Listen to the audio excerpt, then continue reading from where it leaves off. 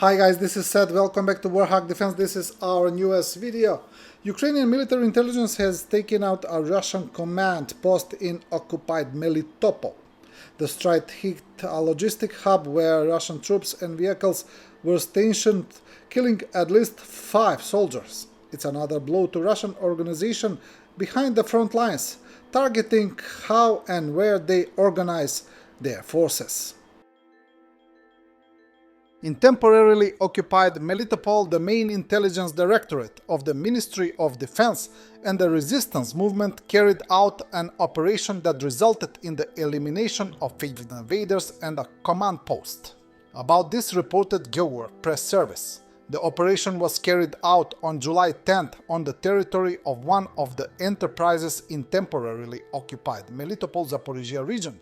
An explosion occurred in the place where the Russians had set up a logistics base, personnel accommodation and military transport. The detonation occurred at the moment when the occupiers were unloading military transport.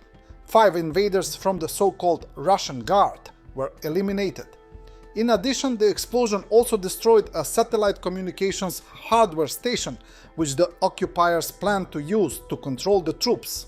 On June 10th, it became known that Hritsy was shot dead in temporarily occupied Berdyansk, who suspected of treason through cooperation with the aggressor country. On July 3, the GURI reported that in the Zaporizhia direction, the defense forces destroyed almost half of the positions and habitats of Russian UAV operators.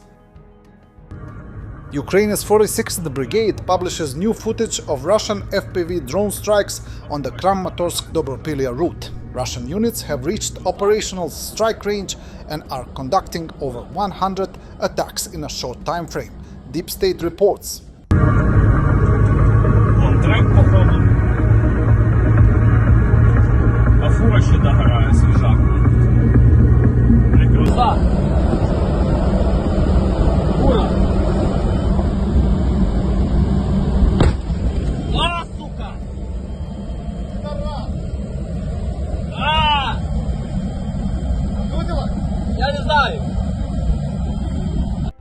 The head of Defense Intelligence of Ukraine, Kirill Budanov, said that up to 4% of all ammunition used by Russia in the war against Ukraine came from North Korea. According to him, North Korea has set up mass production of ammunition, which continues around the clock. In addition to artillery shells, the DPRK also supplies Russia with multiple launch rocket systems and ballistic missiles. Pyongyang has thus become one of the main suppliers for the Russian army, allowing it to continue intensive combat operations on the front lines. The Defense Intelligence of Ukraine believes that without North Korean supplies, the Russians would have long since experienced a critical shortage of ammunition, and their offensive capabilities would have been significantly reduced. According to Budanov, it is precisely the support from the DPRK that is currently one of the key factors enabling Russia to wage a protracted war. In addition to military aid, Russia and North Korea have a strategic partnership agreement signed in the summer of 2024. In exchange for ammunition, the Kremlin provides the DPRK with financial assistance, equipment, and support in overcoming international isolation. Russia had transferred Pantsir-S anti-aircraft missile systems to North Korea, which were used to protect the capital. In return, Russia expects to replenish its army with North Korean citizens who will sign contracts with the Russian army under the guise of volunteers. The DPRK is also actively sending various artillery systems to Russia, such as 170mm Koksan self-propelled guns, which have been spotted on the front lines on numerous occasions. In addition, Russia has armed one of its newly formed brigades with these North Korean artillery systems, indicating significant supplies. Furthermore, the transfer of multiple launch rocket systems has been recorded, including 300mm KN-09 LRS, one of which was destroyed by the American HIMARS system. The strike on the target was corrected by a drone from the 4th Special Purpose Regiment Ranger.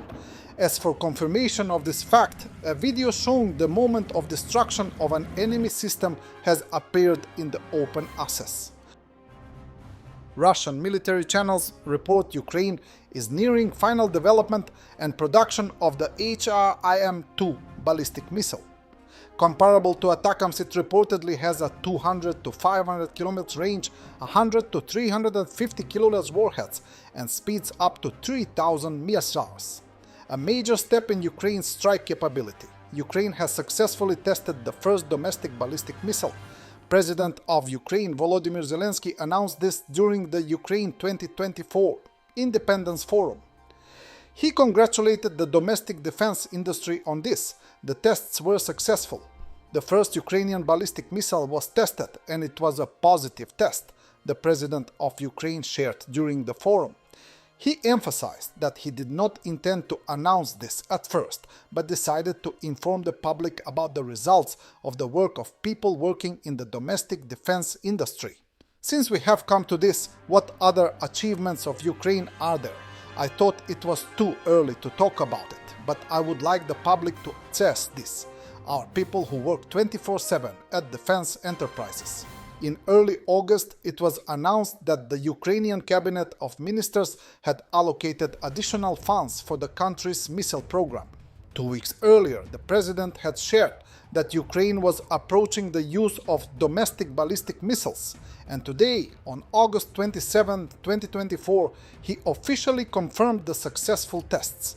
Back in June 2023, Militarny discussed that Ukraine has good prospects for producing its own long-range missiles, with a range of destruction of enemy targets at a distance of 1,000 kilometers or more.